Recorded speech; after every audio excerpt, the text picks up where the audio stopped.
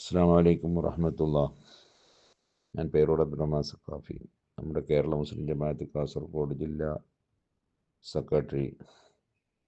പള്ളങ്കോട് അബ്ദുൽ ഖാദർ മദനി അവറുകളുടെ ഭാര്യ സഹോദരിയുടെ ഭർത്താവും, അതുപോലെ പള്ളങ്കോട് നമ്മുടെ വലിയ പ്രവർത്തകനും സഹായിയും സഹകാരിയുമായ നാസിർ ഹാജി അവറുകളുടെ പെങ്ങളുടെ ഭർത്താവുമായ ഇസ്മായിൽ മുസ്ലിയാർ വളരെ പെട്ടെന്ന് നമ്മെ വിട്ടുപിരിഞ്ഞതായി അറിഞ്ഞു. അള്ളാഹു അദ്ദേഹത്തിൻ്റെ ഖബറിൽ സന്തോഷം കൊടുക്കട്ടെ. കുടുംബങ്ങൾക്കെല്ലാം അള്ളാഹു ക്ഷമയും മനക്കരുത്തും നൽകട്ടെ. അദ്ദേഹത്തെയും നമ്മുടെയും അള്ളാഹു സ്വർഗത്തിൽ ഒരുമിച്ച് കൂട്ടട്ടെ.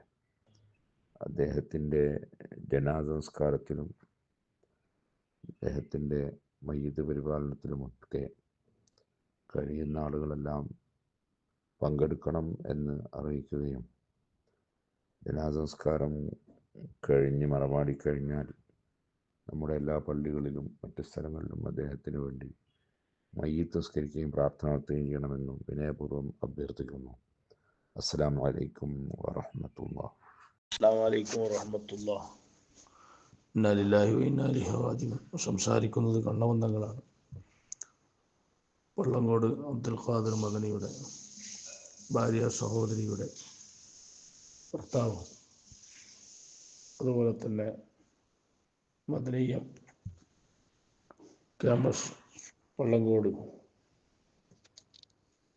അതിൻ്റെ ട്രഷറായ അബ്ദുൽ നാസർ ഹാജിയുടെ പെങ്ങളുടെ ഭർത്താവുമായ ഇസ്മായിൽ മുസ്ലിയാർ ബള്ളാരെ മരണപ്പെട്ടതായി അറിഞ്ഞു. റഹമുറാഹിമായ രാജ്യ സയ്യിദായ അല്ലാഹ് അദ്ദേഹത്തിന് നീ മഗ്ഫിറത്തും റഹമത്തും നൽകണം റഹ്മാന്. സർവ്വഭാവങ്ങളും നീ പുറത്തു കൊടുക്കണം അല്ലാഹ്. അവരുടെ ഖബർ ജീവിതം നീ സന്തോഷത്തിലായി കൊടുക്കണം അല്ലാഹ്. വിശാലത നീ നൽകണേ അല്ലാഹ്. സ്വർഗീയ പരിമളം കൊണ്ട് നീ സന്തോഷിപ്പിക്കണേ അല്ലാഹ്. ഒരു ഹിസാബുമില്ലാത്ത രീതിയിൽ സ്വർഗം നീ നൽകണേ റഹ്മാന്. അവരുടെ ഭാര്യ, മക്കൾ, കൂട്ടുകുടുംബത്തിനൊക്കെ നല്ല ക്ഷമയും സമാധാനവും നീ നൽകണം റഹ്മാന്. ബിറഹ്മതിക യാ അർഹമർ റഹീമീൻ. എല്ലാവരും അവരുടെ പാരത്രിക ജീവിതം സന്തോഷകരമായി തീരാൻ വേണ്ടി വിശുദ്ധ ഖുർആൻ പാരായണം ചെയ്യുകയും തഹ്ലീലുകളും ദിക്റുകളും ചൊല്ലി ദുആ ചെയ്യുകയും ചെയ്യണമെന്ന് വിനയത്തോടെ അഭ്യർത്ഥിക്കുന്നു. അസ്സലാമു അലൈക്കും വറഹ്മത്തുള്ളാഹി.